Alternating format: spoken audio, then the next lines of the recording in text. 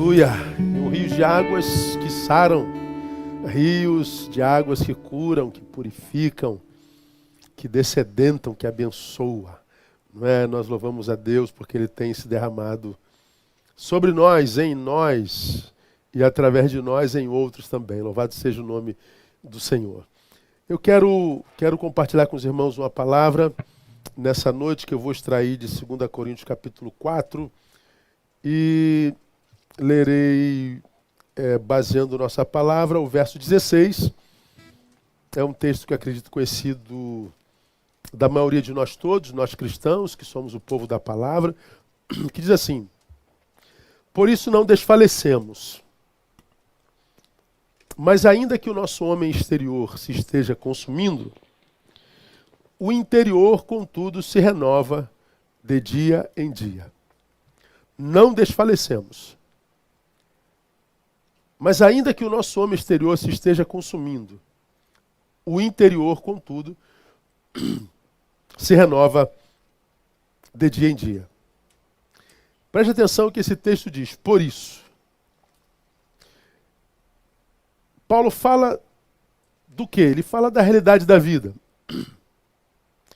É nesse texto, lá no versículo 8, que ele diz, em tudo somos atribulados, mas não angustiados. Perplexos, mas não desesperados. Perseguidos, mas não desamparados. Abatidos, não destruídos. Trazendo sempre no corpo o morrer de Jesus, para que também a vida de Jesus se manifeste em nossos corpos. E ele diz isso depois que nos revela que o tesouro de Jesus é um tesouro que ele resolveu colocar dentro de vasos de barro. Está no verso 7. Temos, porém, esse tesouro em vasos de barro, para que a excelência do poder seja de Deus e não da nossa parte. Então, Paulo faz uma colocação extraordinária sobre a realidade dicotômica da nossa existência. Tesouro de Deus em vaso de barro. Ele diz que eu e você somos atribulados, mas diz que diferente dos que não carregam esse tesouro, nós não somos angustiados, nós não somos vencidos pela angústia. Muitas vezes nos vemos perplexos, sim, como qualquer um, mas essa perplexidade nunca vai produzir um desespero em nós. O texto diz, no verso 9, sim, muitas vezes nós somos perseguidos, mas jamais desamparados. Diz que muitas vezes nós nos vemos e nos achamos abatidos, destruídos, porém, de jeito nenhum. Aí ele fala da realidade, dessa realidade persecutória, angustiante, atribulada da vida. E aí diz que esses que de barro somos, nós que somos esses de barro, que somos atribulados, muitas vezes perplexos, abatidos, muitas vezes aparentemente destruídos, ele está dizendo, você vive tudo isso porque você é gente, você é de barro. Mas lembra, Jesus resolveu colocar o tesouro dele dentro disso. Chegou a angústia até aí? Chegou. Mas essa angústia vai ter que lutar dentro de você com o tesouro de Cristo. Está perplexo pelo que está acontecendo? Sim, essa perplexidade vai ter que se encontrar com o tesouro de Cristo. Ou com Cristo, que é o tesouro. Você está se sentindo atribulado nesse tempo? Estou sim, pastor. Pois é, essa tribulação, ou essa atribulação, vai ter que dividir espaço com Cristo, que é o tesouro, ou o tesouro de Cristo. Aí vem o verso 16, no qual a gente vai se basear nessa noite, onde o autor diz, por isso, por causa dessa realidade perplexizante, atribulada, angustiante, mas jamais paralisante, porque isso tudo pode nos habitar, mas não habita sozinho, o tesouro de Cristo está lá, ele diz, por isso não desfalecemos. E aí ele vai mais além, ainda que nosso homem exterior, o barro, se esteja consumindo, o interior, aonde habita o tesouro de Cristo, contudo, se renova de dia em dia. Acabou, acho que não precisa nem pregar mais, porque lembrar que eu já sou alguém que carrega o tesouro de Cristo em mim, já me daria paz para lidar com a angústia que muitas vezes me habita. Ainda que o nosso homem exterior se esteja corrompendo, consumindo, o interior, contudo, se renova de dia em dia. Paulo, nesse versículo, irmãos, fala de duas dimensões da nossa vida. Duas dimensões da nossa vida. A espiritual e a material. Ele fala da física, dimensão física, e da dimensão metafísica. Ele fala da dimensão pública, da que vocês veem, das que os outros veem, e da nossa dimensão privada. Ele fala da dimensão que os outros conhecem, ou imaginam, né? E fala também da dimensão que só nós sabemos e só nós conhecemos. Ele fala da dimensão que parece ser e fala da dimensão que é. Ele fala das duas dimensões da vida. Paulo é brilhante. Mas, sobretudo, irmãos, Paulo, nesse texto que a gente acabou de ler, fala do antagonismo da qualidade vivenciada por ambos, ainda que vivenciadas conjuntamente. Ele diz, o homem exterior está se consumindo, o homem interior renovando. Duas qualidades existenciais, que são completamente distintas, mas ainda assim vividas ao mesmo tempo. Como é que está a tua carne, Neilton? Esse barro que no qual existe? Esse aqui está morrendo. Cada dia que eu amanheço, eu estou chegando mais próximo da morte. Eu estou envelhecendo. Eu estou me consumindo. E o interior, ao mesmo tempo, se renovando. São qualidades completamente distintas, antagônicas, mas vividas ao mesmo tempo. Ele fala dessa dicotomia existencial. É lindo o texto. É lindo essa realidade, essa visão que Paulo faz a respeito da vida. O que a gente aprende aqui, irmãos? Primeiro, eu e você, nós, precisamos redefinir o conceito que eu e você temos sobre felicidade.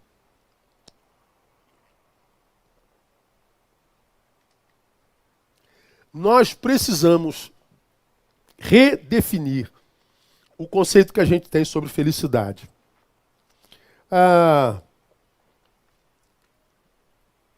Tem gente que não acredita mais na felicidade. Há uma área filosófica que não acredita nisso. Há quem diga que felicidade é um discurso. A felicidade é uma utopia. Bobagem. Perguntaram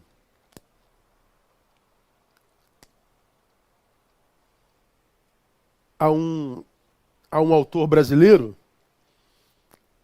se ele acreditava em felicidade, e ele respondeu assim: felicidade? Para quê?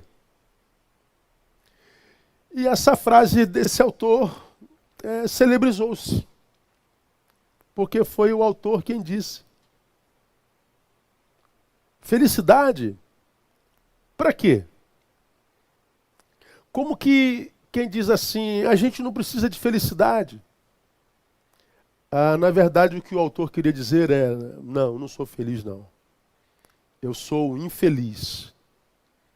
E para quem conhece a história da vida, está lá. Mas nós temos a mania, teoricamente intelectual, mas na realidade mentirosa, de maquiar a realidade da vida, quando a vida não nos é favorável. Não, eu não preciso de felicidade. Não, felicidade é utopia, é uma invenção. Não, irmãos. Felicidade existe. Mas felicidade também não é sorrir a vida inteira. Felicidade não é ganhar o tempo todo. Felicidade não é ter tudo que se deseja. Se fosse, os ricos não se suicidavam. Se felicidade fosse uma coisa, quem tem tudo não se matava. Se felicidade fosse ser casado, não tinha casado infeliz, se felicidade fosse ser magro, não existia magro infeliz. Não tem a ver com isso. Quando eu sei que em mim há uma existência dicotômica, uma que indubitavelmente está sendo consumida. Hoje eu estou mais velho que ontem. Portanto, hoje eu estou mais próximo da morte do que ontem. E amanhã estarei mais próximo do que a morte. Portanto, viver é caminhar para a morte. Ou será que eu estou errado? Estamos sendo consumidos. Você olha para um corpo que vai fazer 54 anos em agosto. Tem muito mais ruga quando eu fecho aqui, ó, minha testa, tá vendo aqui, ó? Esses rasgos na testa não haviam há 10 anos atrás, há 5 anos atrás.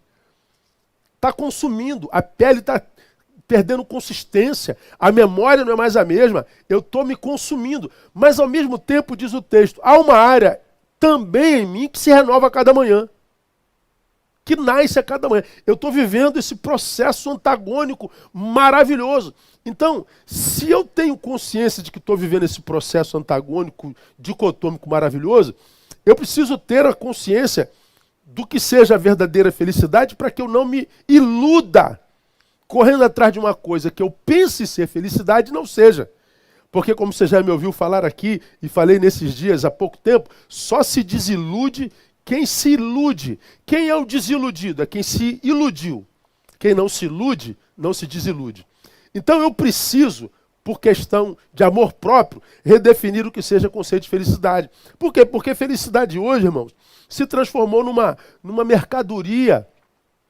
É uma mercadoria. É como que se a gente fosse numa venda, num mercado, e comprássemos um produto que, depois de adquirido, ali na prateleira do mercado, aquele produto fosse me fazer feliz.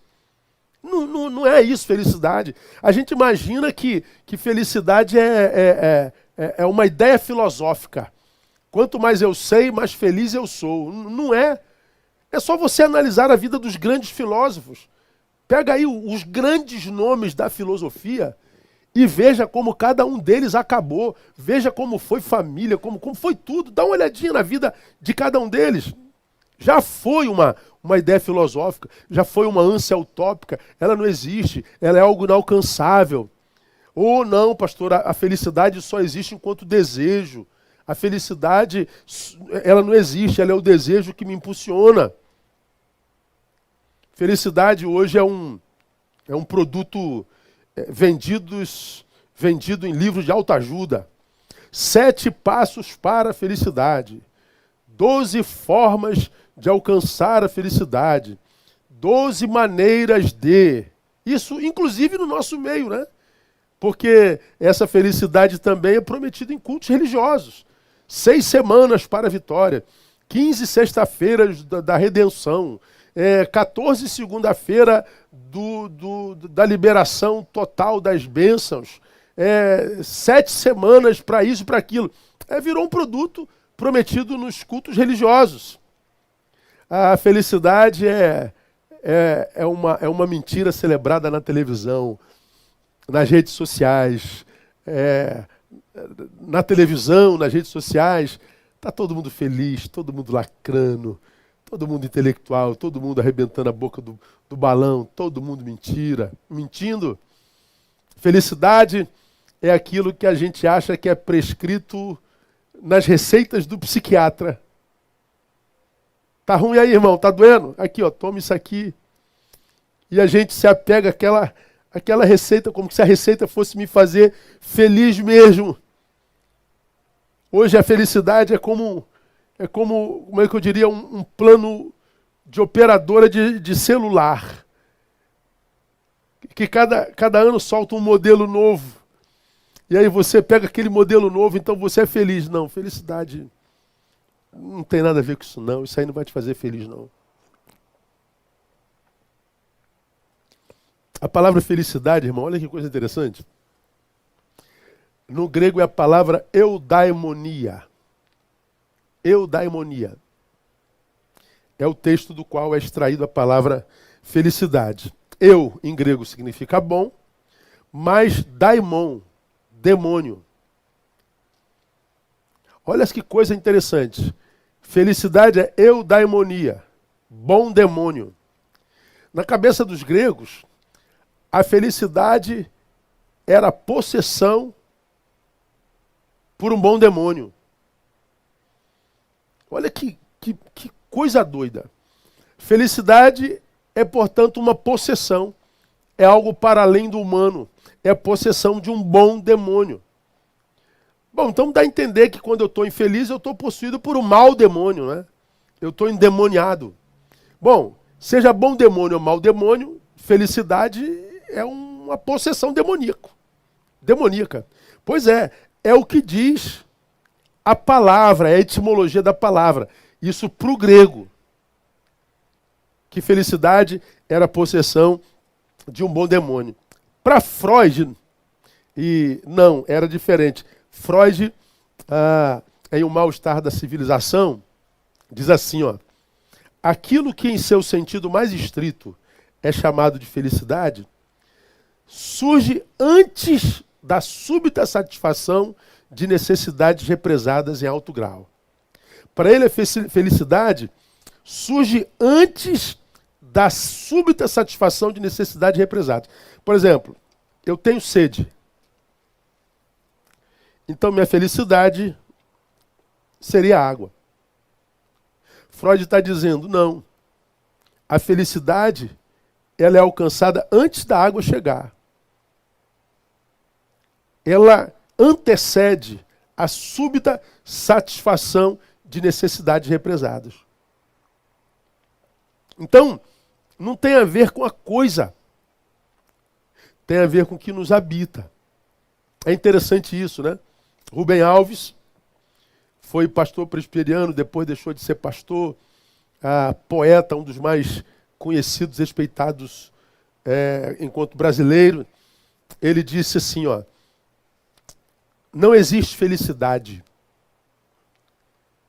O que existe são felicidades, no plural. Rubem Alves dizia que felicidade são aqueles momentos, estanques, espaços, que acredito, diferente do que disse Freud, a gente vive depois que a gente tem o suprimento das necessidades represadas. Ou seja, felicidade é aquilo que o sedento experimenta quando bebe água. Para Freud, a felicidade vem antes desse momento. Para os gregos, felicidades vêm como uma ação de outro mundo. O que é a felicidade? Bom, quando eu leio esse texto, eu encontro uma definição em Paulo. Paulo, nesse texto, diz que felicidade é estar capacitado para viver cada dia, o dia todo, de tal maneira que se chega ao final deste dia cheio de esperança sobre o novo dia que vem. Felicidade é viver cada dia, o dia todo, portanto, sem desperdício, e viver isso de tal forma que chega ao final deste dia cheio de esperança sobre o novo dia que vem. Por que Paulo, na minha concepção, define assim? Porque se de um lado eu estou morrendo, isso é inevitável, eu chego ao final do outro dia consumido por ter vivido esse dia. Mas por que eu chego cheio de esperança? Porque eu sei que parte de mim morreu, mas eu sei que amanhã parte de mim está sendo renovada. Então, eu não durmo lamentando o que eu perdi, eu não durmo lamentando o que foi consumido. Eu durmo esperançoso porque eu sei que amanhã eu vou ser renovado. Bíblia, irmão. Palavra de Deus. Respeito os gregos, respeito Freud demais, respeito os poetas, mas eu respeito muito mais a palavra. Essa consciência que eu chamo de felicidade, é possível para qualquer um? Não. Só é possível para quem entendeu que todo dia algo em mim morre. Não tem jeito. Todo dia algo em mim morre. Mas também todo dia algo em mim se renova. Então, em alguns dias. O efeito do que morre em mim falará mais alto do que aquilo que em mim é renovado. Em outros dias, o efeito do que renova em mim falará mais alto do que aquilo que em mim foi consumido. Então, haverá dias que eu estarei muito bem, porque o que renovou falou mais alto do que o que foi consumido, mas tem dia que eu vou estar ruim a beça, porque o que foi consumido falou mais alto do que aquilo que em mim foi renovado. Dá para entender isso? O interior se renova de dia em dia. Mas isso que se renova de dia em dia, se renova em meio a algo que está morrendo todo dia. Olha o que a palavra está dizendo. Por que cada dia? Porque todo dia eu me deterioro, todo dia eu me renovo. É dialético. A vida é assim. Então, quem imagina que vai estar bem todo dia, o tempo todo? Quem imagina que vai dar certo o tempo todo? Quem imagina que vai acordar pulando na cama o tempo todo? Quem imagina que vai acordar apaixonado por Deus, pela palavra o tempo todo? Como você ouve alguns crentes dizendo, é mentira. Não existe esse crente que está bem a vida inteira. Eu desconfio demais desses santarrões que estão sempre cheios do óleo, cheio da unção, cheio da glória. Parece que o cara não sente dor, parece que o cara não tem medo, parece que o cara não vê a sua fé de vez em quando arrefecendo. Parece que o cara é um anjo Gabriel. É mentiroso. É mentiroso, irmão. O cara que escreveu isso aqui foi o cara que foi arrebatado até o terceiro céu. Ele esteve diante do trono do Altíssimo. Ele viu e ouviu coisas inefáveis, ou seja, inefável é coisa que não é dado a um ser humano ouvir ou ver. Paulo viu. Ele esteve onde está o trono de Deus. Esse cara aqui é o cara cuja sombra curava, o lenço curava. Esse cara aqui escreveu 13 livros da Bíblia Sagrada. Esse cara aqui trouxe o Evangelho para o Ocidente. É por causa dele que você conhece a Jesus e eu também. Ninguém foi usado como Paulo na Bíblia Sagrada. Esse cara aqui foi o cara que disse: o bem que eu quero muitas vezes eu não consigo, mas o mal que eu não quero eu acabo praticando. Não porque eu queira, mas por causa do pecado que me habita. Veja só, Paulo dizendo que tem vezes que ele quer fazer o bem e ele não consegue, tem vezes que ele não quer fazer o mal, ele acaba praticando. Ele está dizendo, tem dias que eu estou bem, tem dias que eu estou mal. Então quando você vir os santarrões do mundo gospel contemporâneo, vendendo essa imagem de que estão sempre bem, que depois da fé se tornaram supra-humanos, de modo a fazer com que você se sinta menor, você está diante de um mentiroso. Viver essa dicotomia, meu irmão, essa dualidade, essa dialética. E mais, esse texto diz que essa renovação não é do que se deteriorou. Não. O que se deteriora mesmo. A renovação é de outra área. Portanto, feliz não é aquele que não se deteriora. Feliz, ou seja, aquele que, portanto, é rico diante da vida, nada mais é do que aquele que sabe administrar a sua pobreza, ou seja, a sua deteriorização. Feliz não é quem não se deteriora. Feliz é quem sabe administrar essa deteriorização a cada dia. Amanhã eu acordo mais velho. Amanhã eu acordo mais próximo da morte.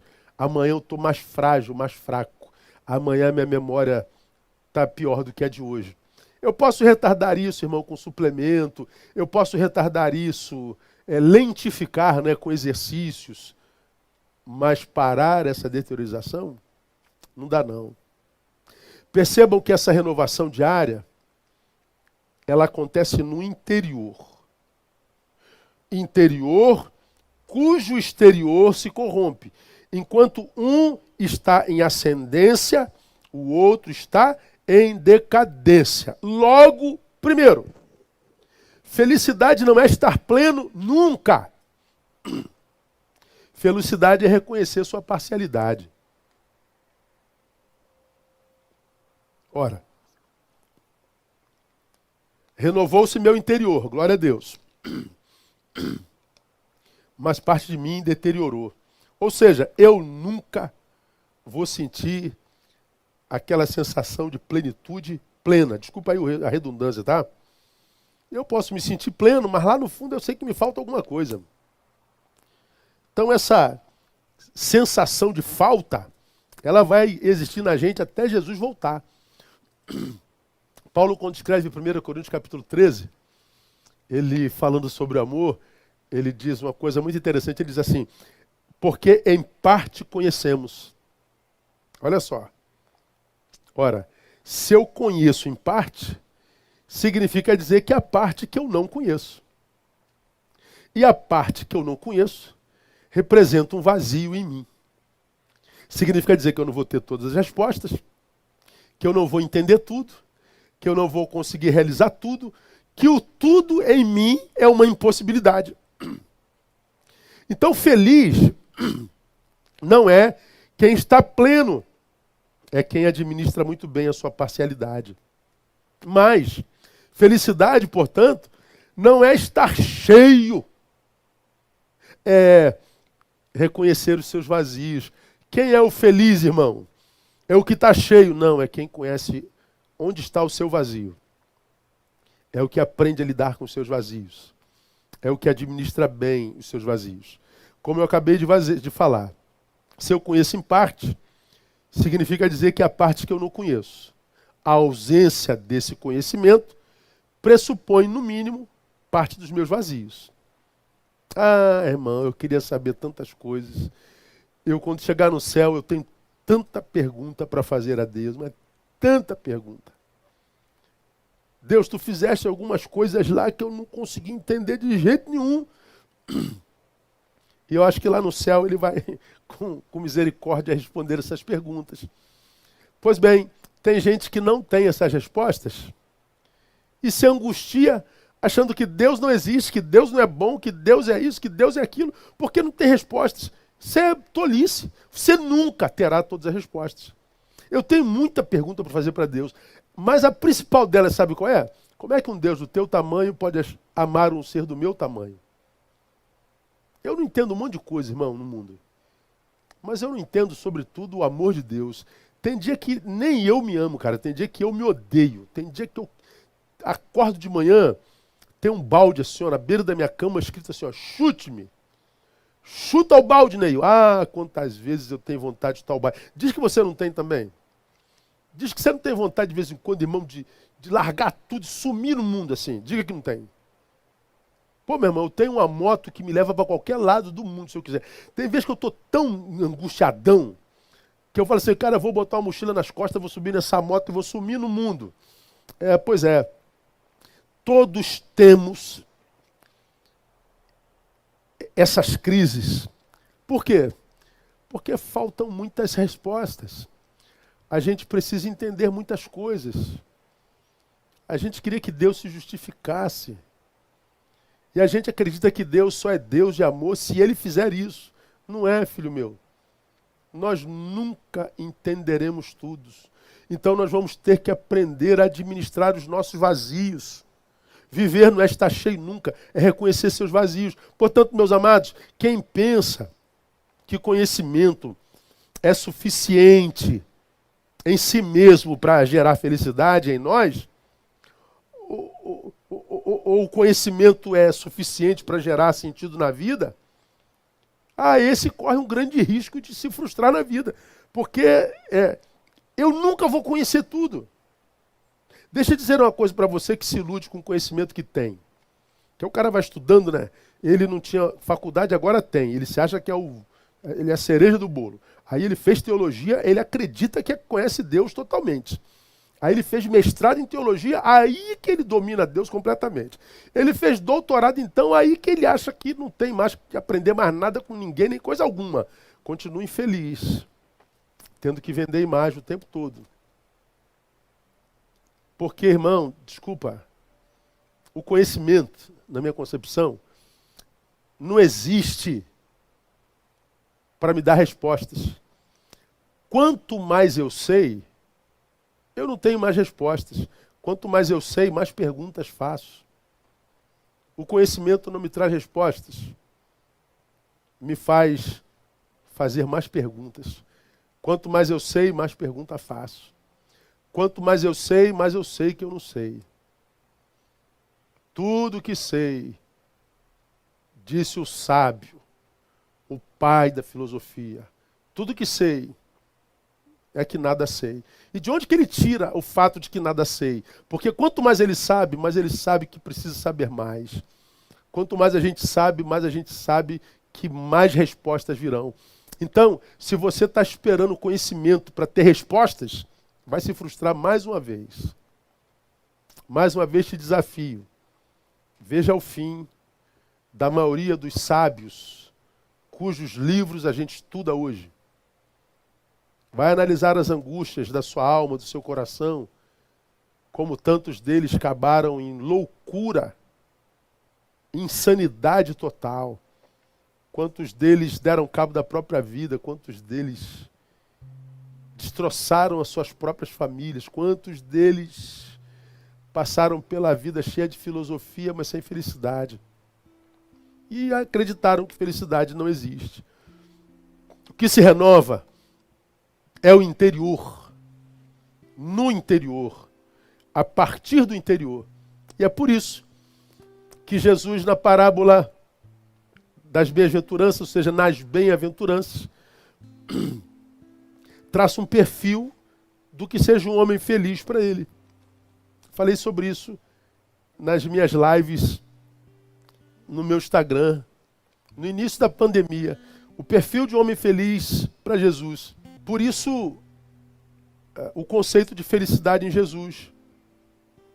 Nas minhas lives no Instagram, no início da quarentena, às 11h50 lá, a gente falou sobre o perfil de um homem feliz para Jesus.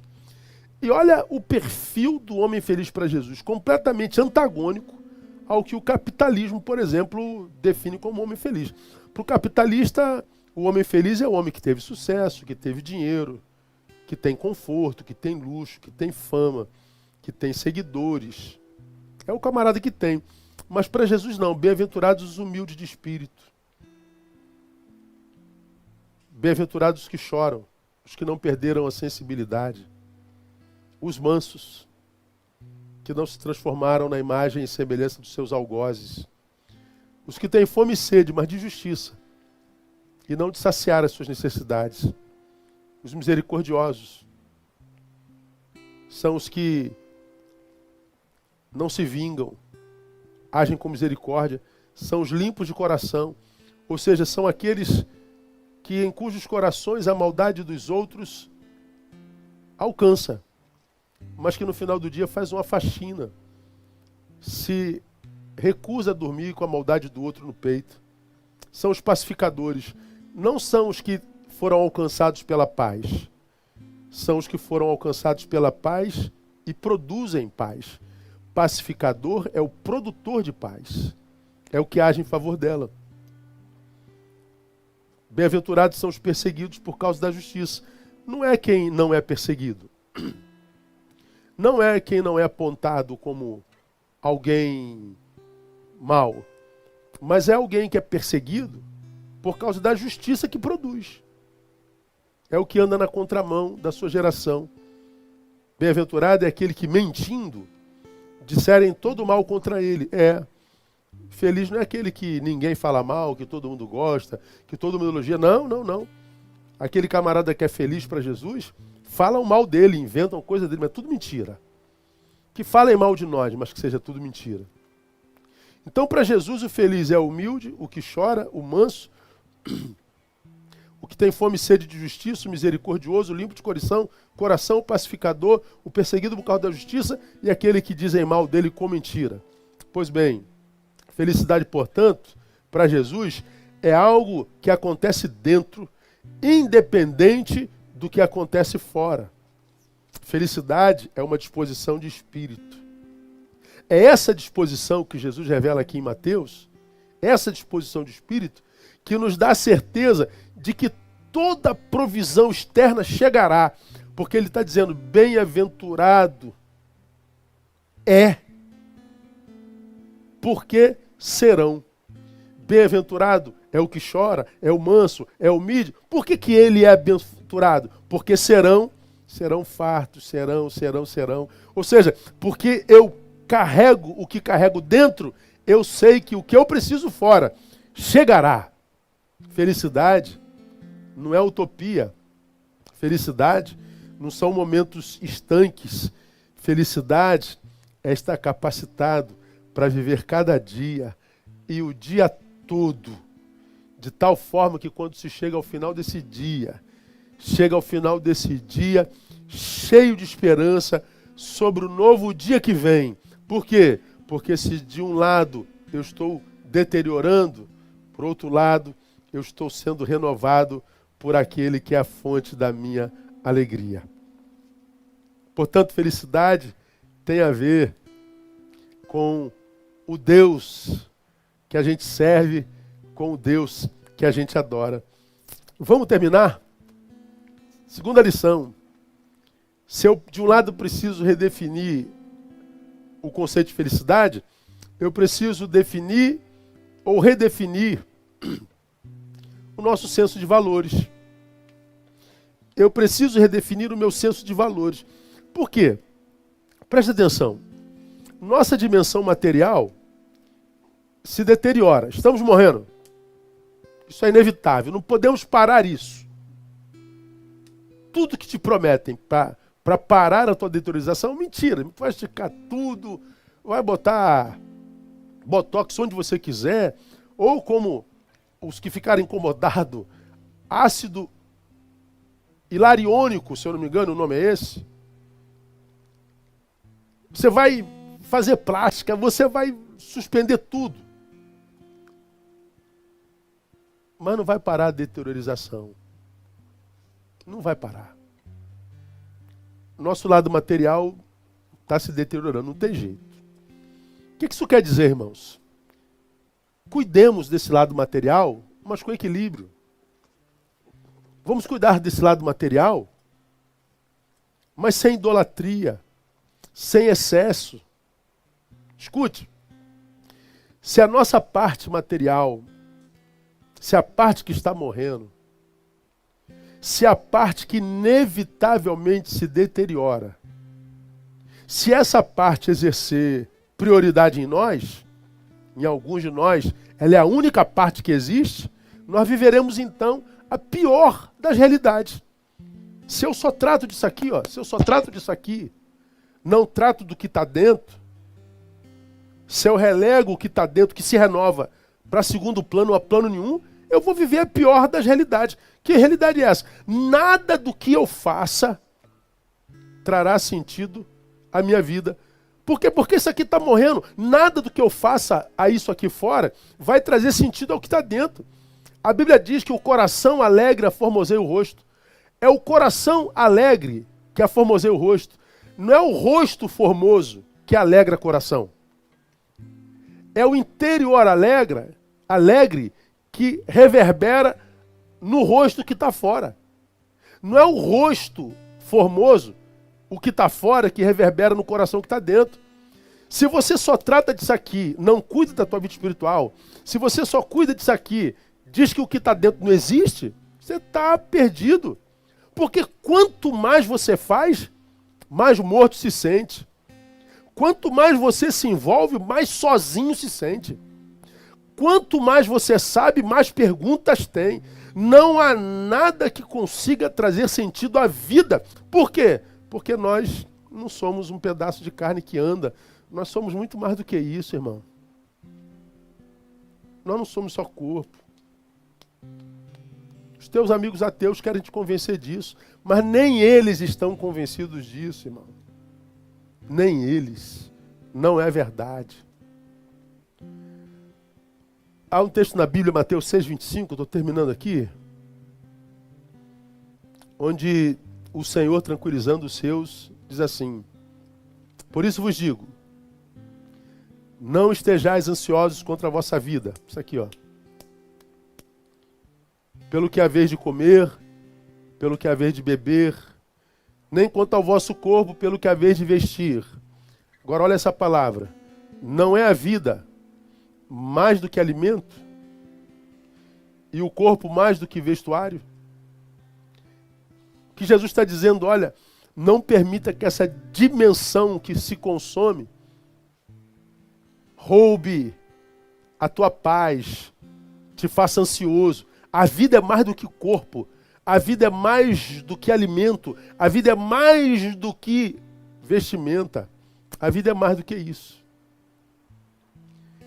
Então, meu irmão, você precisa não só redefinir o que é felicidade, mas precisa redimensionar o seu senso de valores. A palavra diz assim, ó, mais buscai primeiro o reino de Deus, ou seja, as coisas de dentro. Porque se as coisas de dentro tiverem prioridade, as que se renovam, todas as coisas, as de fora, serão acrescentadas. Portanto, valorizar a vida e alcançar felicidade nela é valorizar a vida transcendental, é valorizar a vida espiritual, é viver em Deus, é viver para Deus todo dia. Só que isso não é prática esporádica de liturgia religiosa, porque eu e você conhecemos um monte de religiosos infelizes.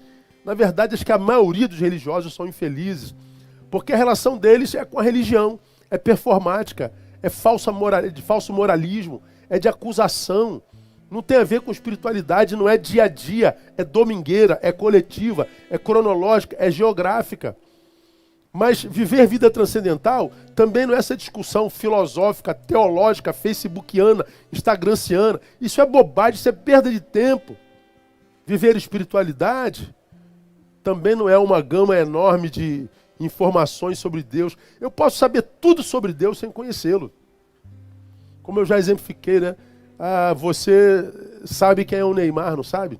Sabe em que time ele joga?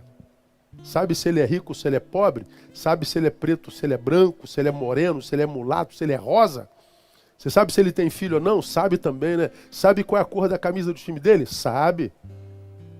Você sabe tudo sobre o Neymar. Conhece o Neymar? Não, né? Eu posso saber tudo sobre Deus sem conhecê-lo. Viver vida transcendental não é isso, não. Valorizar a vida espiritual é absorver a mensagem do Evangelho, não só como informação, mas é encarná-la. Encarná-la a ponto de fazer dela não só uma mensagem a ser pregada, é personificá-la como uma mensagem. Ou seja, na vida em Deus, no Evangelho, eu não tenho uma mensagem a pregar, eu sou a mensagem pregada. Quem vive o Evangelho não prega uma mensagem, ele é uma mensagem. Portanto, ele é uma referência de humanidade, de solidariedade, de bondade, de generosidade. Por isso que a Bíblia diz que pelos seus frutos os conhecereis. Não é pelo discurso, não é pela frequência a templo, não é pelas postagens no Instagram, não é pela luta de causas de falso moralismo, é pela vida praticada.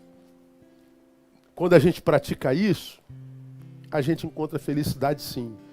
Porque a gente vai viver todo dia, consciente de que a gente está morrendo sim, que a gente está se deteriorando sim, que a gente vai passar por angústia e adversidade sim, mas ao mesmo tempo há algo em mim, porque eu valorizo essa área, Deus tem acesso a essa área, Ele renova a minha interioridade todo dia. Então eu chego no final do dia mais próximo da morte. Eu chego no final do dia mais deteriorado, mas eu chego ao final do dia também de posse da certeza de que amanhã de manhã tudo em mim é renovado. A misericórdia, a graça, a esperança, a paz e o ânimo, de modo que a gente vai viver até o fim da vida com qualidade. Por quê? Porque se em mim estou morrendo, em mim optei pela vida que se renova a cada dia. Essa opção é o que eu chamo de felicidade. A opção pela vida que, em meio à morte que em mim opera, se renova. É a opção pela vida em meio à morte que em mim opera. Isso é felicidade. A vida é Jesus de Nazaré, não tem jeito. Aquele que ressuscitou, vencendo a morte, diz Neil, Lembra, o teu exterior está morrendo sim, mas eu sou o Jesus da ressurreição, que posso, em meio a essa morte que em ti opera, gerar vida e renovo toda manhã. Só em Jesus de Nazaré. Que esse Jesus de Nazaré te abençoe, que esse Jesus de Nazaré te alcance, que esse Jesus de Nazaré encontre em você um peito, um coração aberto para que ele possa operar essa vida no nome de Jesus. Amém? Vamos ficar por aqui cheios de gratidão, porque ele nos renova nessa noite, nos renova na manhã que segue essa noite e que a gente segue no meio da morte que em nós opera, vivendo a vida na ressurreição do Cristo que em nós habita. A ele a honra e a glória e o louvor pelos séculos dos séculos. Amém. Vamos orar. Muito obrigado, Deus, por palavra tão preciosa, tão profunda. Muito obrigado, sobretudo, por aqueles que nos ouvem nessa noite e que abrem o coração para Jesus nesse exato momento. Gente que me ouve agora, Pai, nesse instante, e que nesse instante é tocado pelo Teu Espírito Santo e que estão dizendo ao Senhor nessa noite: ó Jesus, vem habitar em mim. Que nessa noite, após essa palavra, está dizendo: Deus, me ajuda, uma vez que a morte opera em mim, me ajuda a renovar em mim pelo Espírito, pelo mérito de Jesus, o meu interior. Que essa noite seja noite de salvação, que essa noite seja noite de reconciliação, que essa noite seja noite de vida na vida dos meus irmãos, dos meus ouvintes. Que essa noite, ó Deus, seja a noite na qual Tu continuas a consolar os nossos irmãos que perderam seus entes queridos nessa pandemia. Que essa noite seja uma noite na qual Tu, como Jeová Rafá, possa operar na vida dos nossos irmãos que estão enfermos, acamados, internados, tirando-os de lá, devolvendo-os às suas famílias, no nome de Jesus. Que essa semana, Pai, seja uma semana de muito boas notícias. Que a graça de Jesus, o Filho, o amor de Deus, o nosso Pai, e a consolação do Espírito Santo repousem sobre a vida de cada um de vocês, com todo Israel de Deus espalhados pela face da terra, e que sejam sobre nós agora, todos os dias, até o fim dos tempos. Amém e amém. Boa semana a todos. Que essa semana seja uma semana de muito boas notícias. Se você ainda não me segue nas redes, faça isso, porque todo dia, às 11h50, eu entro com uma livezinha de 10 minutos, com provérbios em gotas. E essas gotas têm alimentado muita gente mundo afora, porque são preciosíssimas. Deus abençoe a todos. Até amanhã, se Deus permitir. Vamos sair louvando ao Senhor. Obrigado, William. Obrigado, Vida. Obrigado, Marta. Obrigado, equipe. Que Deus abençoe a todos. Uma boa semana. Vamos louvar ao Senhor.